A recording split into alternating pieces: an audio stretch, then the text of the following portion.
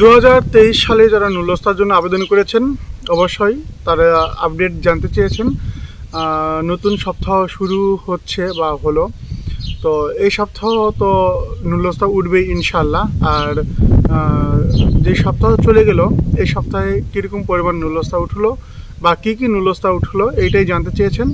এই সম্পর্কে কথা বলবো। আর কথা বলবো আরেকটা বিষয়, যে ভুয়া নুলস্তা হতে আপনারা সাবধান থাকবেন।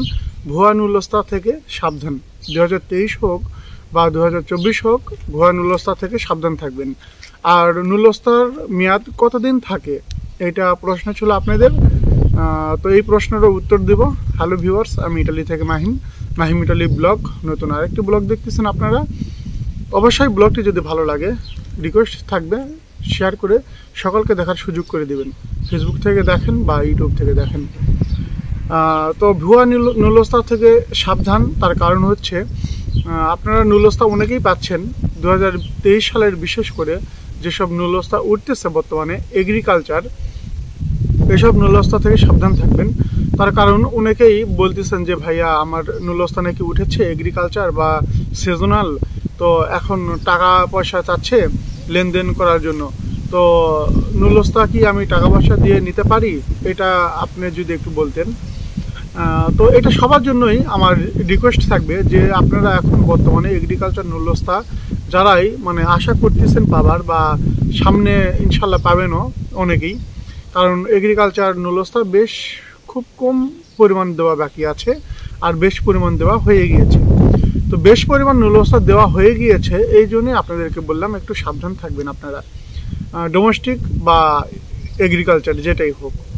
তো সাবধান থাকবেন, কারণ নুলস্তা দেওয়ার পরিমাণ হয়ে গিয়েছে এখন অনেকটাই বেশি।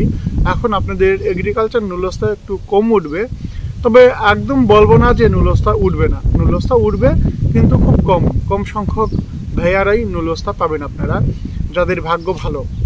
তো অনেকেই টাকার লোভে পড়ে, যেমন ওই যে বললাম যে টাকার লোভে পড়ে বলতেছে যে টাকা লেনদেন করো করে নুলস্তা নাও। তো এইসব বিষয়ে একটু সাবধান থাকবেন। টাকা লেনদেন করার আগে ভেবে চিন্তা করবেন যাতে কোনো নুলস্তা নেওয়ার পর প্রবলেম না হয়। আর নুলস্তার মেয়াদ কতদিন থাকে? নুলস্তার মেয়াদ থাকে ভাইয়া 6 মাস। 6 মাসের ভিতরে আপনারা যে কোনো টাইমে ভিএফএস গ্লোবালে এটা জমা করার পরে, অ্যাপয়েন্টমেন্ট নিয়ে জমা করার পরে, ভিসা প্রসেসিং হওয়ার পর আপনারা ইটালিতে সুন্দরভাবে আসতে পারবেন। 6 মাস শেষ হয়ে যাওয়ার পরে এটার আর কোনো ভ্যালু থাকে না বা ভ্যালিড থাকে না। আর 6 মাসের নুলস্তা মেয়াদ মানে এই 6 মাসের আগেই, মানে 6 মাসের ডেট শেষ হওয়ার আগেই আপনাকে এটা জমা করতে হবে ভিএফএস গ্লোবালে। তার কারণ হচ্ছে একজন মালিকের শ্রমিক প্রয়োজন হয় সিজনের টাইমে।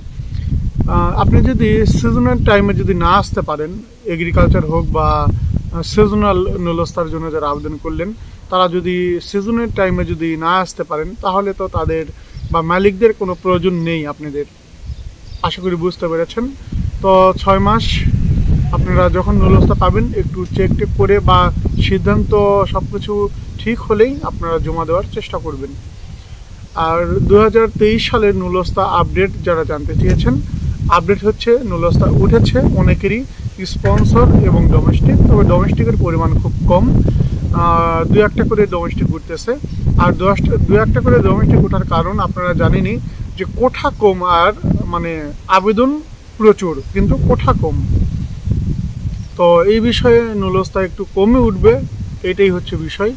স্পন্সর নুলস্তা উঠতেছে, অনেকেই পাচ্ছে, অনেকেই মানে SMS করতেছে যে ভাই 3 বছর 2 বছর 2.5 বছর ধরে চেষ্টা করে সফল হচ্ছে ইনশাল্লাহ বা সফল হলাম, এতদিন পর আবেদন করার পরে মানে তারা নুলস্তা পেয়েছে বা উঠেছে, এরকমটাই অনেকেই বলতেছে।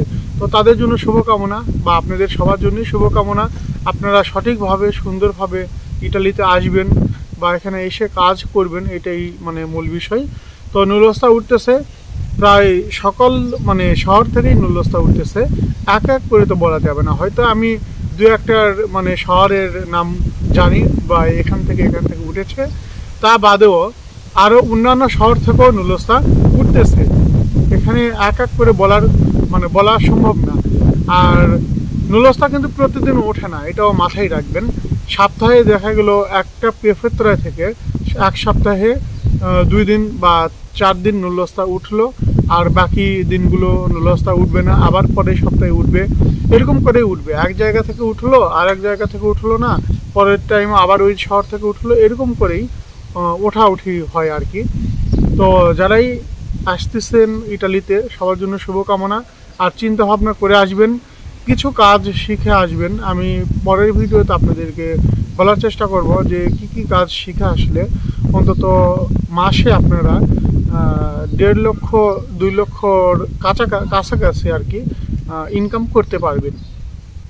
তো এই পর্যন্ত ব্লগটি, সবাই ভালো থাকবেন। আসসালামু আলাইকুম, আল্লাহ হাফিজ।